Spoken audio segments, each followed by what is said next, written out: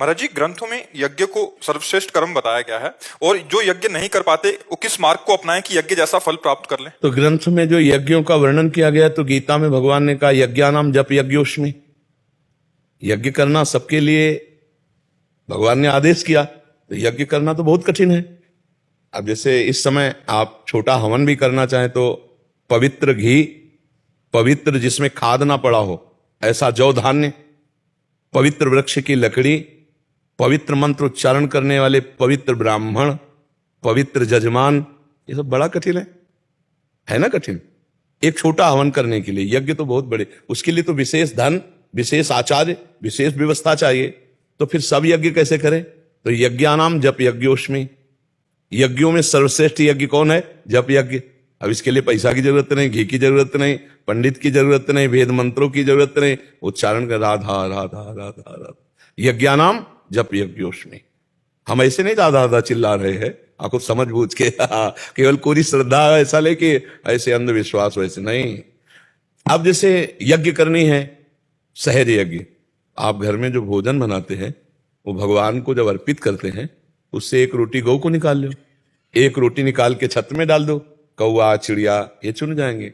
दरवाजे में 1 मिनट खड़े होके देख लो, कोई भूखा प्यासा आसपास तो नहीं दिखाई दे रहा। पशु पक्षी मनुष्य कोई प्रणाम करके घर गए और वो प्रसाद पा ले, यज्ञ हो गई। रोज यज्ञ हो रही।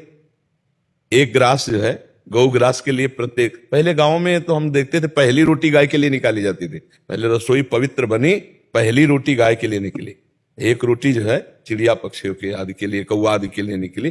फिर जो भोग बनाओ पहले भगवान को अर्पित किया गया और फिर पाया गया, तो ये भी यज्ञ हो गई। और वैसे सब लोग यज्ञ कर सकते हैं, जप यज्ञ, जिसमें ना पैसा की जरूरत है ना सामग्री की जरूरत है।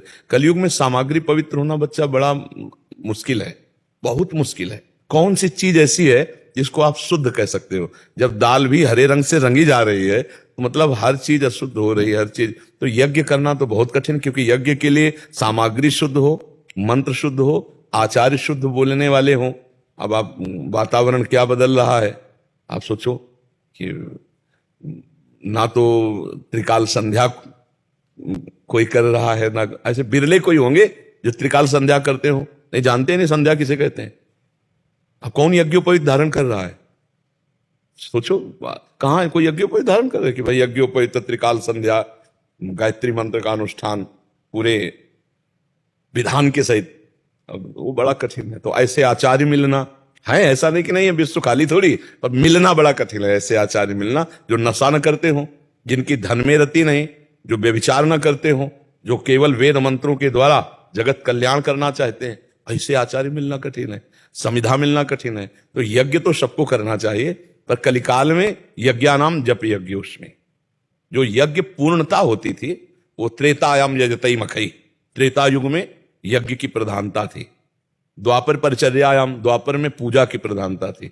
सतयुग में ध्यान की प्रधानता थी। कलयुग में नाम की प्रधानता है। कलयुग केवल नाम आधारा, सुमिर सुमिर नर उतरे पारा। कृत्युगे ध्यायते विष्णु, त्रेतायाम यजतई मखई, द्वापरे परिचर्यायाम, कलौ तद्धरि कीर्तनात्। भगवान का नाम यज्ञानाम जप यज्ञोष्मी। तो भगवान को भोग लगा के पाओ, कोई भूखा दिखाई दे उसके उदर में पवाओ, क्योंकि सबके उदर में पाचन तंत्र भगवान ही हैं।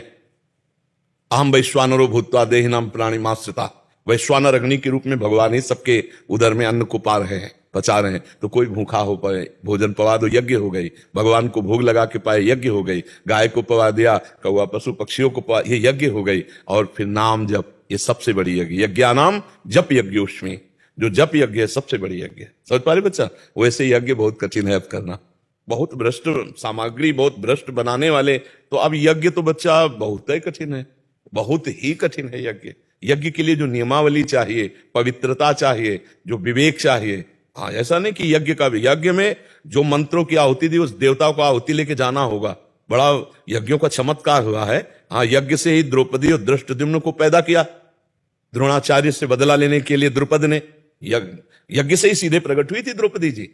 तो यज्ञ का बहुत बड़े बड़े चमत्कार यज्ञों से हुई है, और यज्ञ से भगवान प्रकट हो गए। पुत्रेष्टि यज्ञ हुई, दशरथ जी ने करवाई संग ऋषि को बुला के, तो यज्ञ से अग्नि देवता प्रकट हुए और खीर दी, और खीर का विभाग करके दिया तो राम लक्ष्मण भरत शत्रुघ्न प्रकट हो गए। यज्ञ का बड़ा महत्व है।